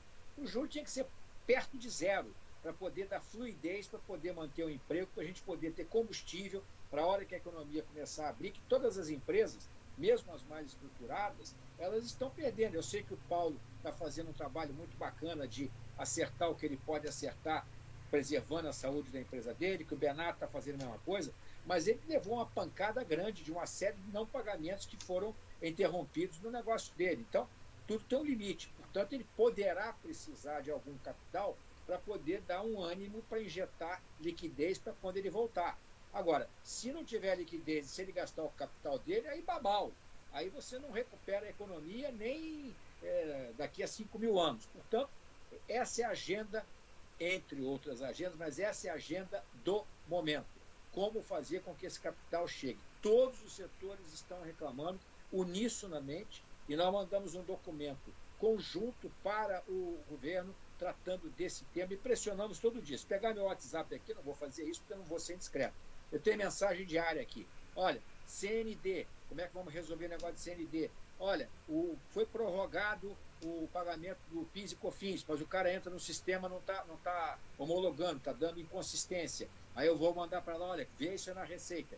Então isso aqui é um ambulatório de problemas grandes e pequenos. Então a questão do custo capital, custo e crédito é crítica. Não chegou e é uma ação conjunta de todos. Não é só a ABIT, mas principalmente a ABIT junto com seus pares, sejam eles sindicatos, associações, federações e, na última instância, a Confederação Nacional da Indústria. Então, a agenda é onde nós estamos bloqueados. Então, quando é que vai resolver? Não sei quando é que vai resolver, mas tem que ser já. Então, é isso que nós estamos pressionando para a coisa fluir, para sair esse danado desse fundo garantidor, para que a gente possa ter menos risco no sistema bancário, porque garantido aí pela parte do Tesouro, que o Tesouro somos nós. ninguém se iluda. Na hora que sairmos dessa, se Deus quiser, vamos sair e sair com boas lições, apesar de bem machucados, nós vamos pagar essa conta. Uhum. Essa conta vai chegar. Imposto, empréstimo compulsório, vai chegar. Déficit primário vai sair de 124 bilhões e vai para quase 500 bilhões. Então, senão é subversão completa da situação. Vamos rodar dinheiro, tudo dá certo, ninguém trabalha e vamos ficar aí no bem bom e o governo vai rodando a guitarra. Um dia ela acaba, não tem produto, não tem TNT, não tem calça jeans, não tem t-shirt, não tem comida. Porque alguns acham que a comida já nasceu ensacada. Já chegou nos perguntos, olha, a comida ela nasceu assim, ela foi plantada e já saiu ensacadinha. Não, tem muita coisa. Ou alguém acha que aquele algodão na ponta para chegar na calça jeans que chega no mercado foi um ato de combustão espontâneo. Então, nós temos que levar mais mensagens da importância da indústria de transformação. 1 quilo de algodão exporta-se por $1,60. O Brasil virou o segundo maior exportador de algodão, com altos méritos da agricultura. 1 quilo de roupa exportada vale $25-30 e 1 bilhão de exportações por ano garante 85 a 100 mil empregos. Se nós tivéssemos produzido mais aqui dentro, exportando menos matéria-prima, nós certamente teríamos um país melhor, mais competitivo e melhor para se viver. Mas essa questão do crédito é a nossa agenda, é a nossa pressão. Fernando congelou aí, Fernando. Oi? Oi, você congelou aí, falhou a sua internet. É melhor você... Não, é só porque eu falei demais, mas o fato é que essa agenda mais crítica nesse momento é outras, de energia elétrica, como é que faz com demanda, como é que faz... Fecha a câmera tá para falar livre. melhor. Às vezes fecha a câmera porque o seu som não está saindo bom pra gente, tá picado. Fechando a câmera às vezes melhora um pouquinho, ó. Câmera. Fechei a câmera, melhorou?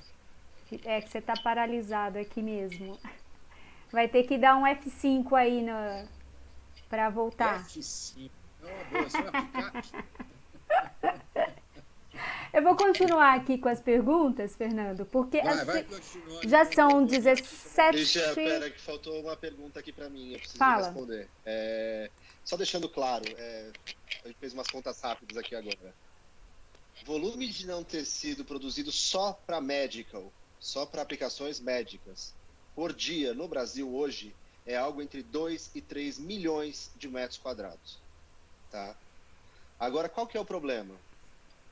Imagina o fluxo desse material, né? Estamos falando de capilaridade. Eu tenho certeza que os grandes produtores que já utilizam esse material estão recebendo material. Agora, quem compra volumes pequenos desse tipo de material vai acabar comprando via distribuição. A distribuição tem a carteira dela também. A gente estava conversando outro dia, num momento de demanda igual hoje, até a água falta, se você subir 30 vezes a demanda. Né? Uhum. O volume produzido é um absurdo. 3 milhões de metros quadrados, de 2 a 3 milhões de metros quadrados de não tecido para esse tipo de aplicação por dia, é material para fazer 20 milhões de máscaras num dia só. Se você dedicar 100% só para máscara, não é o caso, vai para campo cirúrgico, vai para avental. Mas tem um volume imenso de material disponível. A questão é que isso está indo direcionado para quem já produz hoje, para quem tem a demanda gerada. Se você compra 500 metros, 1.000 metros, 5.000 metros, 20 mil metros, 50 mil metros, isso é um volume pequeno que você vai comprar através de distribuição. E aí, claro que depende da distribuição estar rodando também. Né? No momento desse que metade da indústria para, os próprios distribuidores estão descapitalizados e estão com menor capilaridade. Né? Então tem uma questão de como o produto chega na ponta em volumes fracionados. Eu acho que isso é importante deixar claro.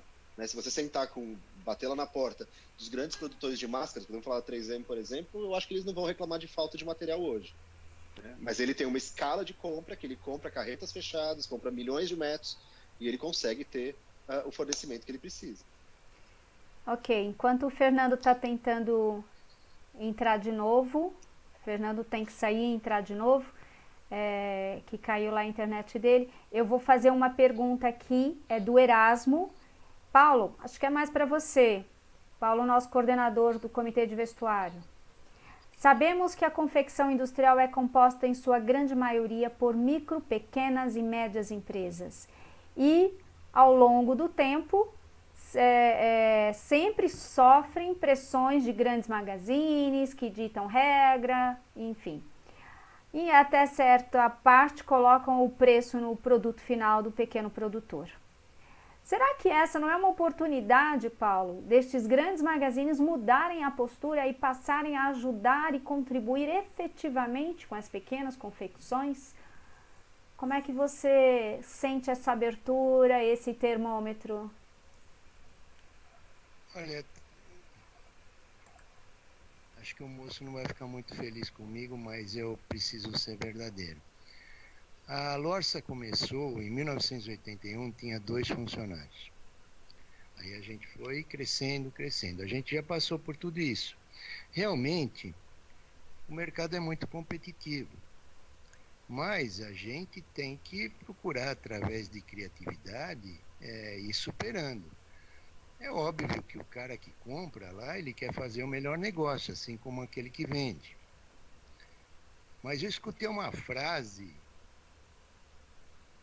alguns anos atrás, muitos anos atrás, que na hora me deixou arrasado e depois serviu como lição e eu converso aqui com o meu pessoal até hoje. O comprador não pode remunerar nossa incompetência. Se tem 2 fabricantes fazendo o mesmo produto e um deles agindo dentro da lei, fazendo direitinho, consegue um produto melhor, um preço melhor do que o seu, num produto similar, eu acho que você precisa olhar um pouco para o seu interior. É muito fácil culpar todo mundo. Eu não acho que o Magazine tem intenção de quebrar ninguém. Mas ele precisa fazer negócio. As grandes empresas hoje, eu acho que todas elas são empresas abertas. Eles têm que prestar conta para os acionistas. A empresa tem que, assim como a pequena tem que dar lucro, a grande também tem. Cada um tem que procurar seu nicho. Tem gente que cresce através dos magazines, tem outros que crescem através de marca própria. Eu acho que tem que estudar muito. Eu falo, eu estou aqui há quase 40 anos e tem dia que eu não sei nada. Eu chamo as meninas e chamo e procuro e vejo. Hoje mesmo, eu estou aqui há quase 40 anos, eu não sabia que era TNT. Aí eu entrei aqui na internet, chamei, liguei, procurei saber como é que fazia, como não sabia como fazia. Pô, eu tinha obrigação de saber, apesar de não trabalhar com esse tecido, eu tinha obrigação de saber. Será que todos procuram isso? Será que ele procura, às vezes, uma máquina que agiliza, que melhora o processo? Eu, honestamente, não sei se... Não acho que o Magazine nenhum quer quebrar ninguém. Acontece, se ele tem um produto por 10, por que ele vai pagar 12? Só porque isso é pequeno? A gente tem essa cultura no Brasil, que sabe, de se vitimizar, tudo. Enquanto a gente se vitimiza, a gente não vai chegar a lugar nenhum. Me pergunto, você é empresário também, eu acho que você podia falar a respeito disso. Eu acho que a gente tem que entrar para dentro da empresa e falar, pô, onde é que está errando aqui? Onde é que eu posso ter um ganho? Onde é que de 2 eu posso tirar 4? Entendeu? E surpreender o Magazine, não ficar esperando que ele... Eu na Bit escuto tanta coisa, mas assim, é aquela velha história, uns choram, outros vendem lenço. E agora, uns choram, outros estão vendendo máscara. Tá cheio de gente fazendo máscara, vem talzinho e tal e coisa. De um jeito ou de outro, a turma está se virando. E eu acho que o brasileiro é bom nisso. O brasileiro é um povo criativo, trabalhador, povo inteligente.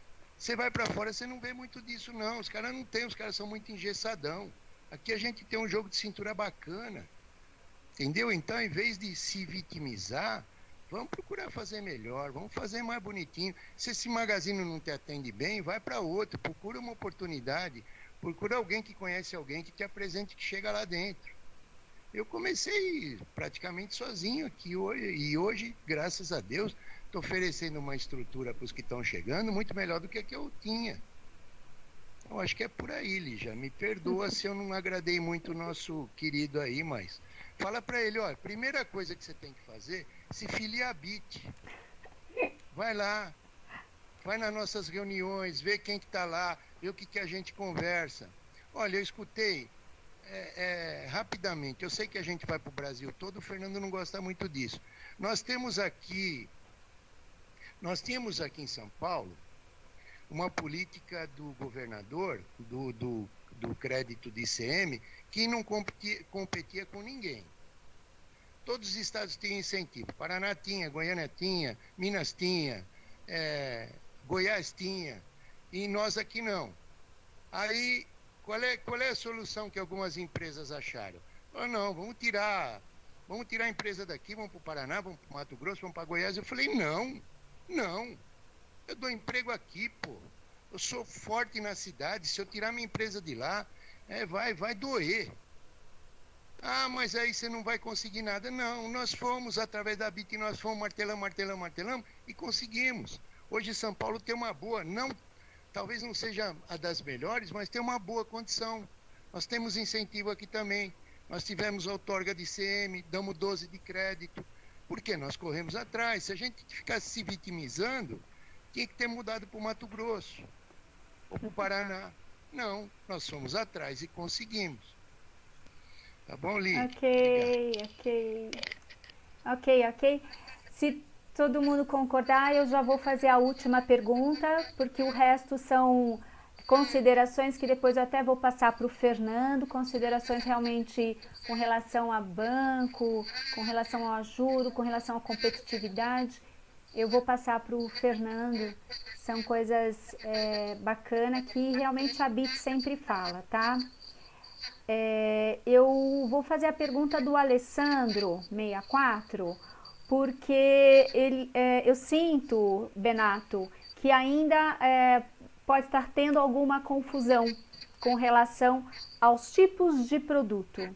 Então, vamos mais uma vez explicar, através dessa pergunta aqui do Alessandro, que é o seguinte: o Alessandro, inclusive, é nosso associado, ele é da Torp, a Torp é nossa associada, e ele diz que ele tem um amigo que é lá o responsável pela área de saúde em Minas Gerais, e que este amigo está preocupado com o aumento da produção de máscara de TNT, mas para uso da população em geral, e que ele tem medo de faltar esse insumo para a produção destinada aos profissionais de saúde. Então eu queria que você explicasse, porque essa questão do TNT realmente é meio complexa.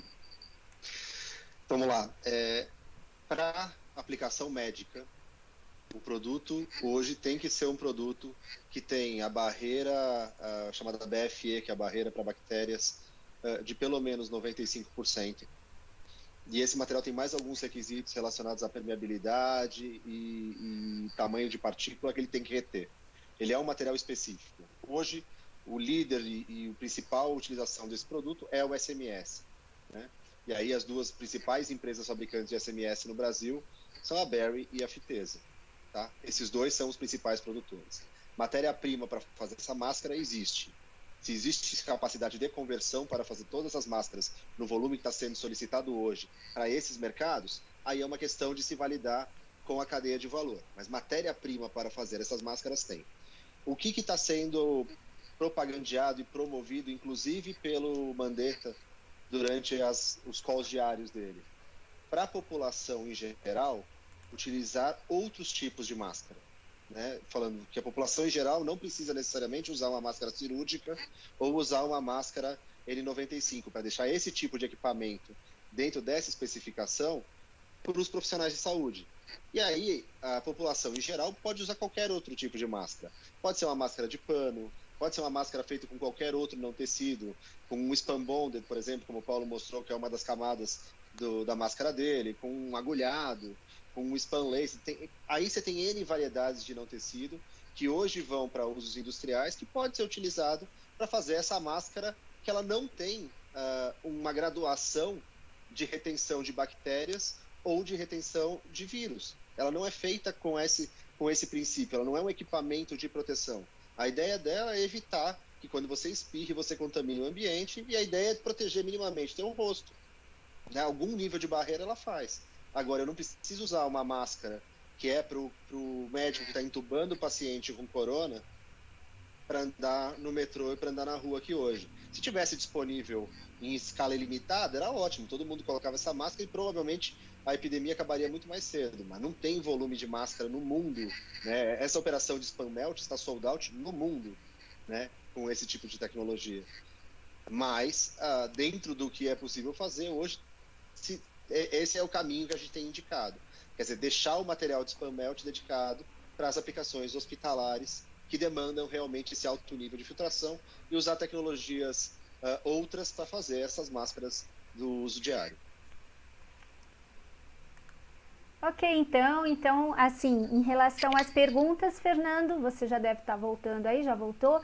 Eu estou encerrando e vou passar então a palavra a você para fazer palavras finais e encerramento. Olha, eu aprendi muito. Travou de novo, tadinho.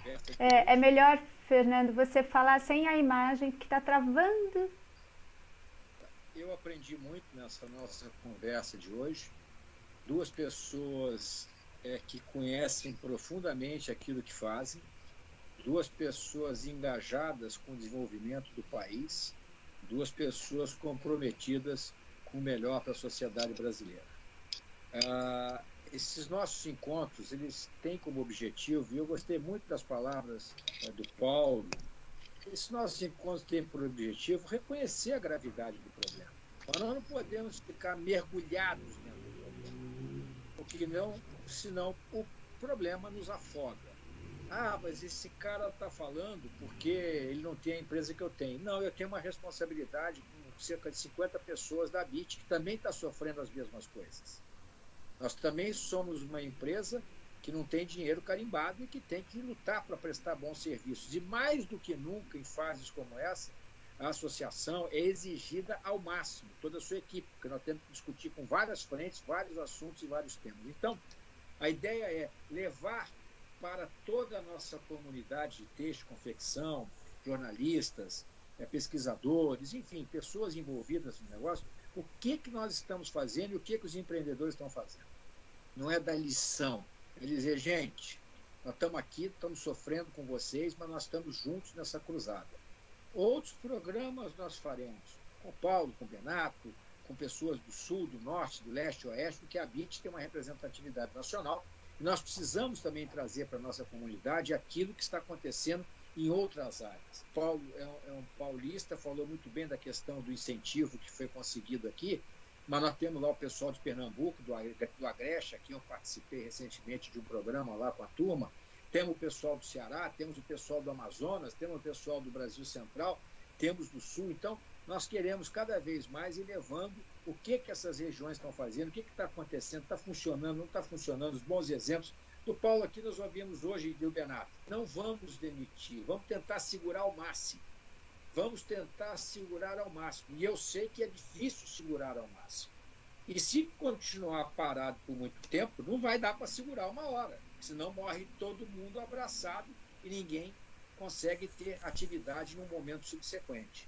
Então, a conversa de máscara, TNT, o que eu vou fazer? Vamos criar. A gente faz uma campanha, vamos comprar tudo no Brasil. Eu sou desses. Agora, vamos falar a verdade entre nós. Nós, consumidores, que em última instância movimentamos a economia, nós, como consumidores, não vamos gastar o nosso dinheiro se o produto não for bacana, se não for sustentável, etc. Não é porque é brasileiro que eu vou botar o meu dinheiro. Não, eu vou botar no Brasil, porque é bom, porque é bonito, porque tem design, porque tem estilo, porque tem qualidade. E porque ele é criativo, que é uma característica nossa. Então, eu queria agradecer demais, tanto ao Paulo quanto ao Benato, nesse assunto, que é um assunto que nós vamos continuar, como eu falei. A BIT está trabalhando 24 horas para fazer o melhor dentro da sua capacidade, junto com outras associações, junto com outras federações, junto com a CNI, para que a gente atravesse esse momento tão dramático com as menores perdas possíveis. Perdas existirão, mas nós queremos minimizar ao máximo essas perdas, e o nosso setor é grande demais, é capilarizado demais, ele tem impacto entre diretos, indiretos e efeito renda. Nós temos cerca de 8 milhões de pessoas gravitando na nossa atividade, em todo o território nacional. Então, a nossa saúde industrial, a nossa saúde comercial, é uma saúde que impacta o Brasil inteiro. 75% das pessoas que trabalham no nosso segmento são mulheres, tá? Muitas delas chefes de família, e, ao mesmo tempo, é um setor que, pela sua capilaridade, ele gera renda nos mais longínquos rincões que nós possamos imaginar desse grande Brasil que a gente é. Distinto, misto, mas um país que fala uma língua só, que foi uma dádiva que os portugueses nos deixaram. Então, gente, nós tivemos quase 2 horas de programa. Eu agradeço demais o tempo do Paulo, o tempo do Benato, os ensinamentos que eles nos passaram, porque eu aprendi muito, espero que todos tenham aprendido muito. E quero agradecer a Lígia pela condução do programa e para dar uma de locutor, e a você, ouvinte, que nos acompanhou até agora. Tudo de bom, uma feliz Páscoa a todos. É uma Páscoa talvez com mais distanciamento, mas uma Páscoa que a gente tem que pensar na aproximação espiritual e dentro de uma visão de que a crise é muito dolorosa, para que a gente não tire grandes lições para o período de paz que virá. Um abraço, tudo de bom. Obrigado, Paulo. Obrigado, Benato. Obrigado, Fernando. Foi um prazer. Presidente, alô? Oi? Posso deixar aqui minha despedida, não? Claro. Olha, primeiro eu sou muito grato a você, a ABIT, e dizer que eu faço parte da ABIT com muita honra. Faria muito mais se assim eu pudesse. Só encontrei lá gente do bem, gente que me ajuda e que me ensina. Até os pequenos ou microempresários que lá vão, nas nossas reuniões, sempre tem alguma coisa para acrescentar, para ajudar a gente. Gostaria muito de agradecer, fazer parte dessa família que é a ABIT, dessa entidade, que, como você disse, não tem dinheiro carimbado. Se as pessoas não sabem, não é, eles pensam talvez que a gente é uma entidade governamental, não é. A gente sobrevive com recurso próprio, com a mensalidade daqueles que são associados. Deixar um agradecimento aqui, não podia deixar de broncão da Moca, né, Pimentel? Para o meu pai e para a minha mãe, que estão lá no céu. A minha mãe que foi costureira e meu pai que vendia bilhete. Tá? E o ensinamento que o meu pai me deixou, quando eu fiquei sozinho aqui na empresa e comecei a trabalhar, ele falou para mim assim: valorize aqueles que trabalham para você, que sem eles você não será nada. Eu gostaria de deixar esse recado para os meus colegas empresários, para o pequeno, para o grande, para o médio. Valoriza aquele povo que trabalha com vocês. Trabalhem pensando neles e no produto que vocês têm a oferecer, porque o resto é consequência. Tá bom, Lígia? Muito obrigado pelo carinho, muito obrigado, Benato. E vamos vender coisa aí vamos vender TNT para tomar fazer máscara, né? Um abraço para vocês todos. Muito obrigado. Boa Tchau, Páscoa. tchau. Boa Páscoa.